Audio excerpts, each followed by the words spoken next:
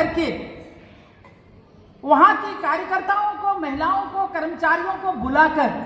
अपनी बातों को रखकर न्याय की मांग कर सकते हैं। ऐसा आयोग की सबसे छोटी इकाई के रूप में आपके जिला में संचालित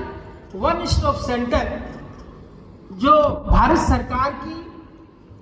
एक महत्वाकांक्षी योजनाओं में से है, ऐसे लोगों के जुड़ने से कार्यकर्ताओं के, एक एक कार्यकर्ता के दिल की इच्छा शक्ति से जब काम करते हैं तो जो उसका प्रतिफल मिलता है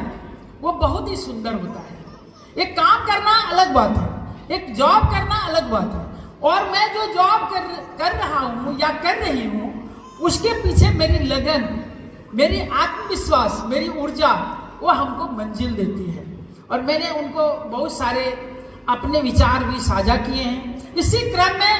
मैं आने के, इस हॉल में आने के क्रम में अभी आगे चौक पर एक माइंड मैच सेंटर का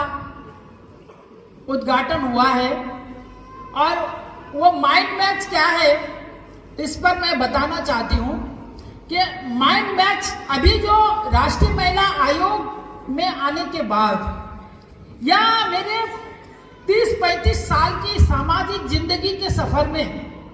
सामाजिक काम के सफर में जो मैं देखी हूं, जो मैं झेली हूं, जो मैं समाज की बेटियों के साथ देखेंगे कि आयोग में जितने मामले आते हैं उसमें 80% मामला घरेलू हिंसा का होता है, और वो घरेलू हिंसा बड़ा आंदोलित कर देता है, बड़ा रोकते खड़ा कर देने वाला होता है। उसको घसीट के निकाल दिया गया, 2 बच्चे हो गए, हस्बैंड उनको नहीं रखना चाहते हैं, दहेज चाहिए, लड़की क्यों हो गई, लड़की हो गई तो मुझे नहीं रखना है, मुझे लड़का चाहिए। कभी कभी कहते हैं तुम मेरे योग्य नहीं हो इसलिए तुम जाओ, तुम्हारे माता पिता मेरे योग्य नहीं हैं, उन्होंने मुझे सम्मान नहीं दिया इसलिए तुम जाओ। इन सब घटनाओं को देखते देखते सुना होगा काशी का नाम। जब शंकराचार्य पूरे देश में इस बात के लिए धर्म की अलग जगा रहे थे, तो एक मंडन मिश्र करके एक थे जिन्होंने उनको शंकराचार्य को चैलेंज किया था